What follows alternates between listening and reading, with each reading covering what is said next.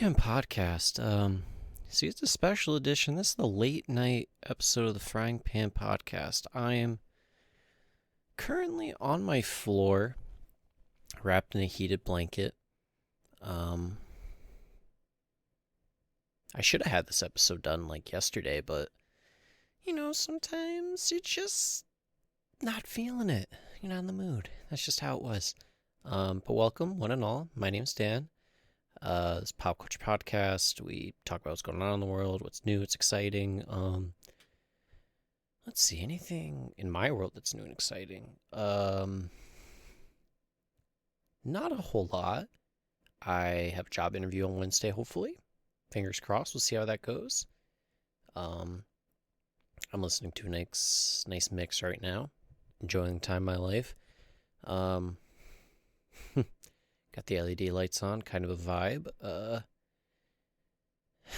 don't know what I'm doing. I'm on my floor. I'm having a good time though. But today is Wednesday, January whatever. I think it's 20th or 19th.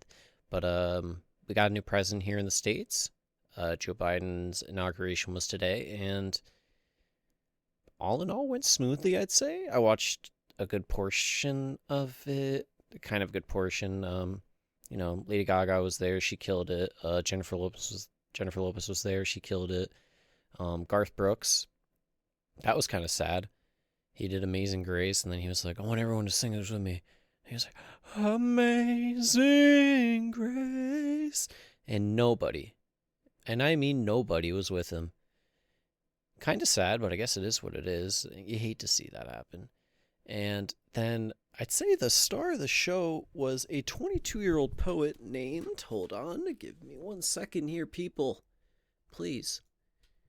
Amanda Gorman, 22-year-old young black woman, absolutely fucking killed it with her poem. It's one of those things though, where she's absolutely fucking killing it, and she's only 22, and it's like, well, shit, what am I doing in my life? But I mean, that's just, I guess, a pessimistic outlook on things. But no, she killed it. It was very impressive, to say the least. I mean, you assume that some of the poets got away with words, but she got it. And then Joe Biden had like a 20-minute inauguration speech, and whoever is writing that man's speeches, get him a raise, man. Get him a medal. I mean, all right, I will say, there's a few times in his speech where like he kind of had said the same line like 4 times, and I'm like, oh no, is Joe going senile right here on stage? But then he like brought it back and it was fine. But honestly, really good on Joe. But it's nice, for a lot of people now that we got some hope going towards the future. A lot of people are excited about the future now. Pandemic permitting and when all that's said and done. And then I'd say the cherry on the cake was Trump leaving the White House and getting on an aircraft or whatever, going away to wherever he's going, hopefully jail. We'll see. But they were playing YMCA as he was walking out, and it was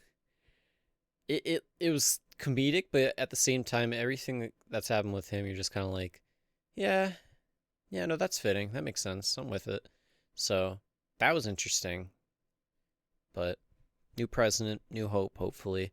We'll see how it goes. Time will tell, but his speech, it was nice. I mean, a lot of things he was standing for was unity, which is a very hard thing to, I'd say, strive for in this America, since a lot of people are very divided on their beliefs, and a lot of people are very, strong-headed on their beliefs, and they don't want to change. But I think we can get the job done. His speech was really good. I was very impressed. Like I said, whoever wrote it, get him a medal. And if Joe wrote it, holy shit, man, that's nuts. But let's see. I gotta arch up, and I'm doing crunches to try to switch between the articles. Let's see, what do we got? Oh, this was kind of interesting. It's not major headlining news or anything, but it was a chef in Toronto is trying to revive what is known as food carving, which is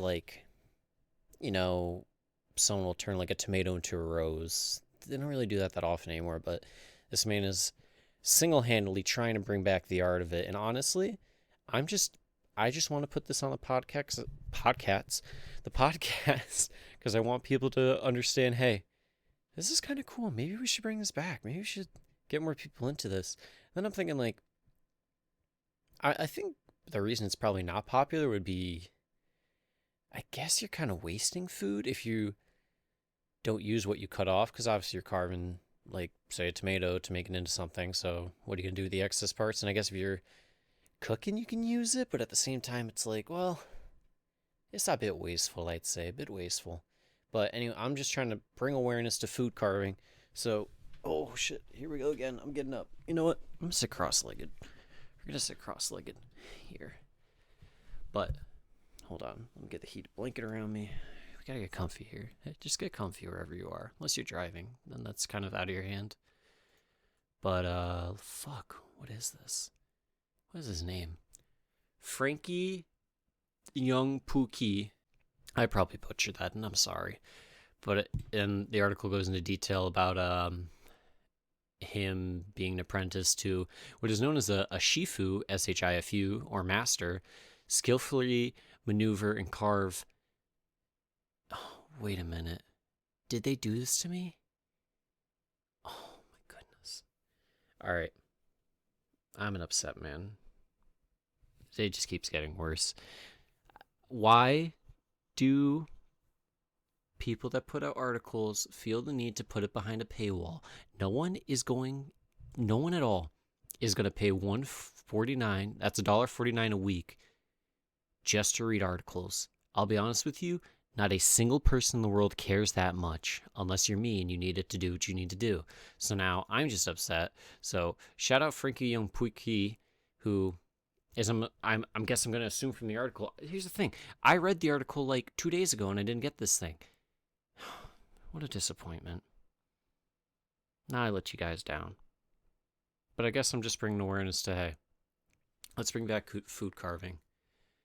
Now, I will say I have a couple other, interesting, depends which way you look at it, of topics. And the first one was, I guess, all right, so the New York Mets baseball, we're talking sports now. They recently hired a GM named Jared Porter, and it came out that apparently, oh fuck, what was this? Back in 2016, he sent a string of 62 consecutive unanswered texts to a female reporter with, unsolicited dick pics. This guy's probably fucking weirdo, drunk, doesn't justify it or make it any way possible, but I would really hope that you're not sober in doing this. You know what I mean? But yeah, I don't know how you get so desperate to send 62 messages and then not get a response and then just do the shit you do. You know what I mean? It's just fucking weird, man. People are so fucking weird. So Jared Porter, believe it or not the GM for the Mets anymore. Who'd have known sending unsolicited lewd messages would lose you your spot as GMs of the New York Mets? Learn something new every day, I guess. We're always evolving. But yeah, no, it's an absolute fucking mess. And it's just like, I don't get how people can be like that. Well, it's like, first off, no one in the world, maybe 9.5 out of 10 people, would not want to receive just like an unsolicited dick pic. There is no one in the world. I'd imagine there's like couples where, like, they're sexing. It's just what couples do. And I'm sure they don't want to see that shit. No one wants to see that shit. It's weird, man. It's gross. Put that thing away. They're like children here. I'd hope not, but you never know. People are fucking weird. And this Jared Porter dude, how do you send 62? How sad and down on your luck do you gotta be to send 62 messages and not get a response? And it's consecutive. This wasn't over like, oh, it's over the span of like a couple years. No, man. This was back to back to back. Jared, man. Just try better, man. Just don't. This isn't the approach. You know it. I know it. The world knows it. Jared, I don't know what to tell you, man. You kind of fucked yourself. And I'm not a person for like cancel culture or anything.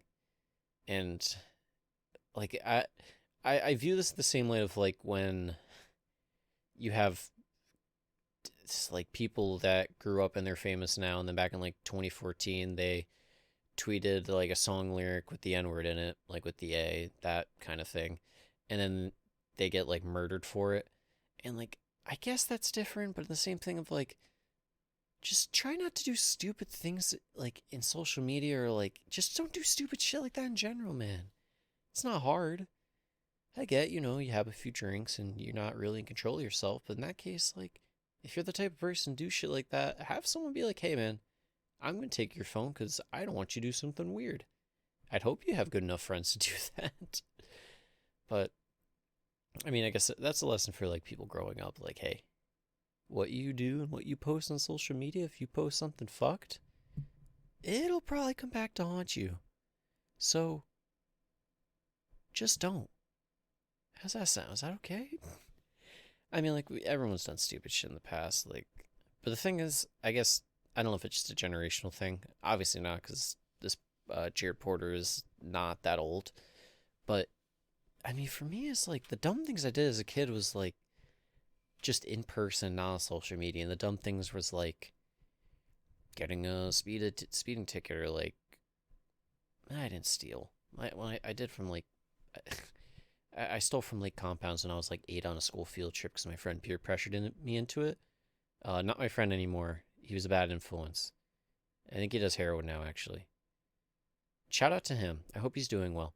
But regardless, um, yeah, like growing up, I don't think I did that stupid shit. I know I was never the type of person to just be like, man, I'm kind of bored. I think I'm just gonna send someone a dick pic really quick. That's just weird. That's just unsettling. Kind of says a lot about you if you're that kind of person. I'm not trying to call you out or anything and make you feel bad, because people grow from these things. But if you do stupid shit's gonna come back to bite you. That's just the way of the world, man. What goes around comes around. It's like the snake eating itself. I don't know what you call that. I almost said Aurora Borealis, but that's Northern Lights. I'm all sorts of fucked up. The worst part is I'm sober, but mentally I'm foggy as shit. I don't know what's going on. I'm trying my best these days. Um, but yeah, going from one end of the spectrum to the other. Instead of talking about dicks, we're talking about vaginas now. And Gwyneth Paltrow, we talked about this earlier on the podcast of her releasing her vagina candle. That I don't know how well that sold. I'm assuming decently well enough, but I guess it lit a woman's living room on fire and turned it, and I quote, into an inferno. Now, I don't know I don't know what caused this. I don't know if it was just lit the candle and it began like burning out of control, or if like, say, like a spark lit a rug on fire or something. I'm not too sure, but that's very terrifying. Me as a person, I love candles.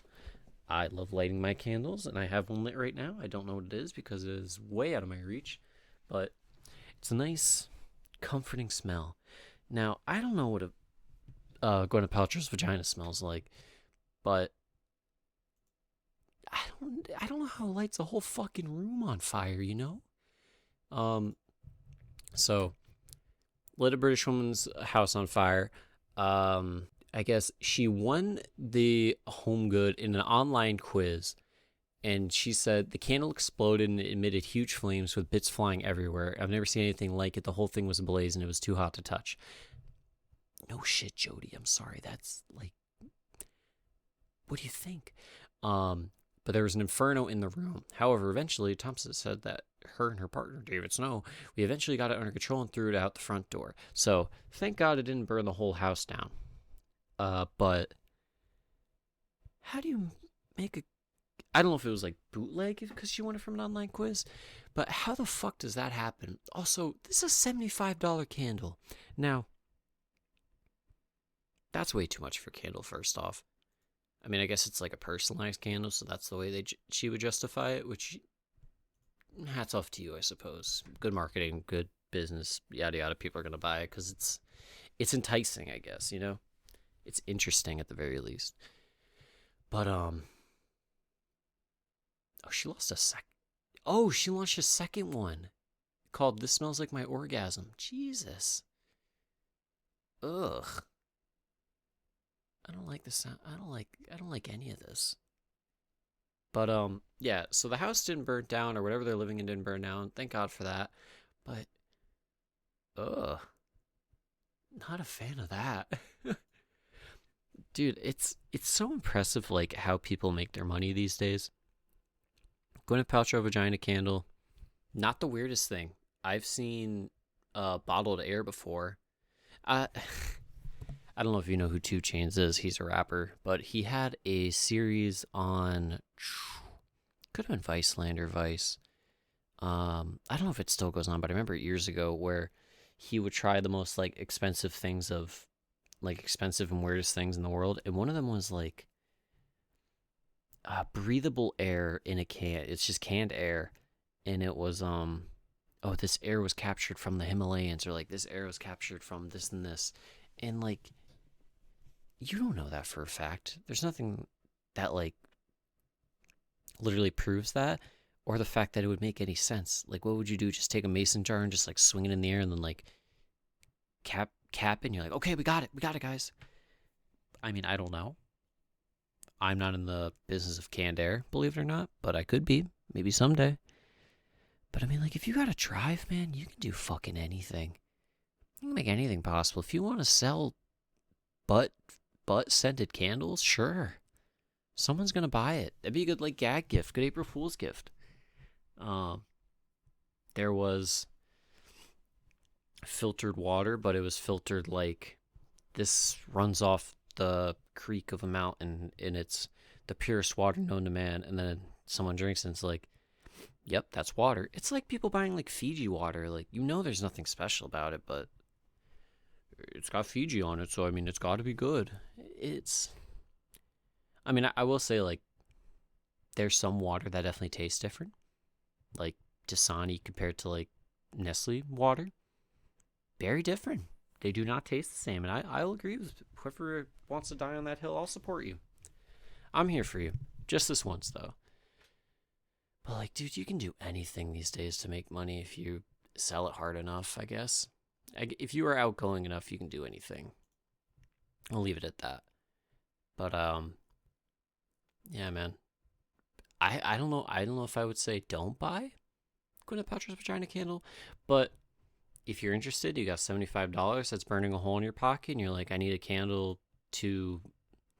See, I thought originally that it was supposed to be like it's supposed to ignite like your sexual desires or like get you in the mood. You know what I mean?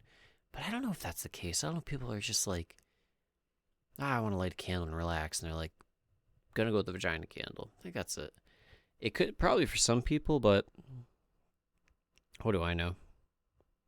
Not much, that's for sure. But hey, regardless, that's why she's sitting in her comfy, probably Beverly Hills home, and I'm on my floor in my apartment. We're not the same, and that's okay. Maybe someday. Things change. Now, this isn't so much of a top. Oh, I closed my fucking mix. What am I doing, guys? What am I doing? This'll do. No, this won't do. Hold on. Go back. Yes. Sorry, you're going to listen to me decide on what I want to listen to. Oh, this is it. If you ever heard Stay With Me by Miki Matsubara, absolute banger. It's from like 1979, but it's like been making a resurgence on like TikTok and shit. And not to be a hipster or anything, but I've heard the song before it became popular, but that just reignited my love for it. Don't judge me. I'm sorry. I'm one of those. But give that a listen. That's my music rec for the week. My other music rec is One Last Time by Somersault and Space Song by Beach House. That's just the kind of mood I've been in these days. Not much else. But what was it? Oh yeah, I want to talk about how I feel so bad for the people on Twitter that need to like update what's trending. 'Cause, dude, like people in fandoms of like, I guess, like YouTubers or like BTS, like K-pop or just like bands and shit, like the cult following they have and like the weird shit they say when you see it trending is so weird. Like there was something trending that was it literally said for me like um I hope we all die, I think it was. And then I come to find out it was just like some streamer or something put out like said on their stream like that, and they're like, get that trending, I want to see what it looks like for people. So like, hey, it gets me, piques my curiosity, but it's also like there's somebody out there that's getting paid to do this, and then they have to like understand why it's like that.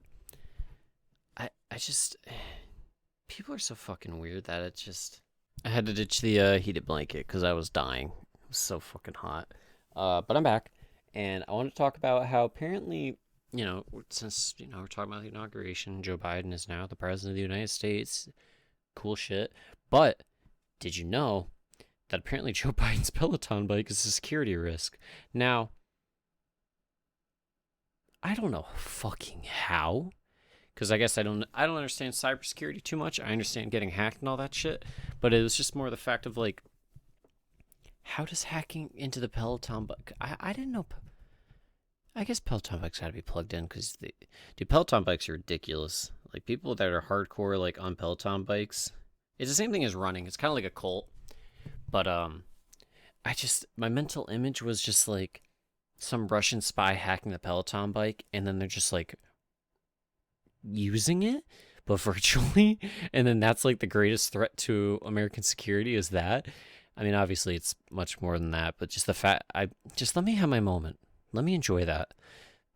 Like it's it's late night and third shift security guard walks in the Oval's office because he hears something. Little does he know, it's the Peloton bike, and it's just like someone like, you can do this. Come on, keep going. And then the pedals are just like, they're going wild. Now, this isn't the reality of it. The reality of it is, they can hack in since the Peloton bike is connected. They can hack through that and then access more things. That's the actual threat, and that makes more sense, obviously. But wouldn't it just be better if it was the other way around? No thoughts? Anyone?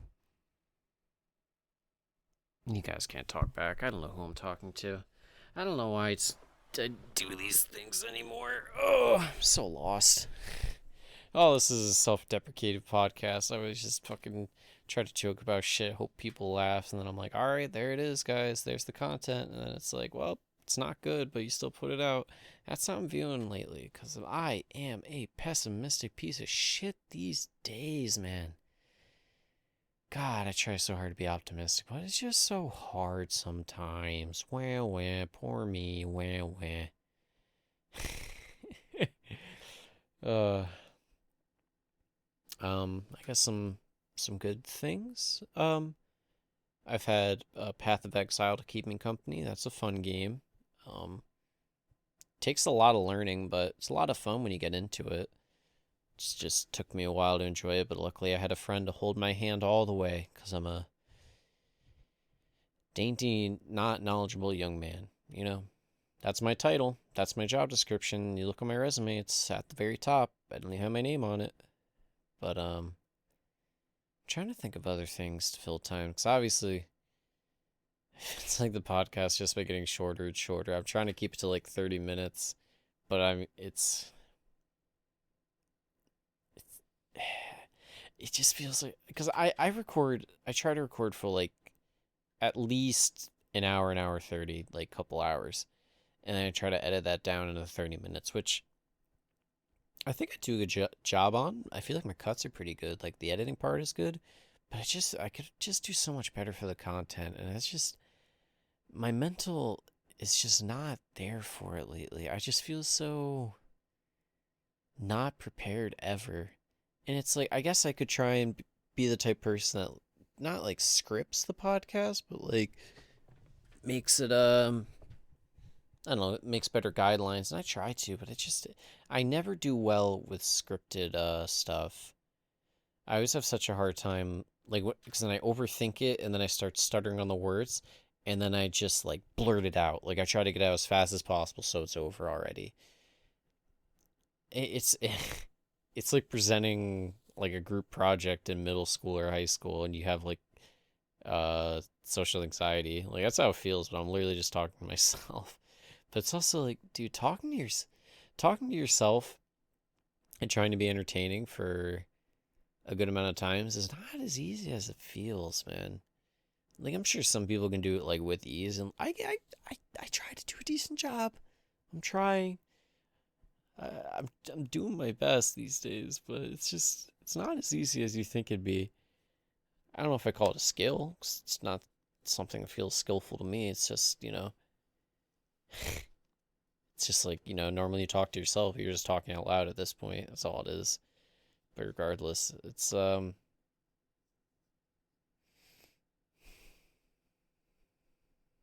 hard.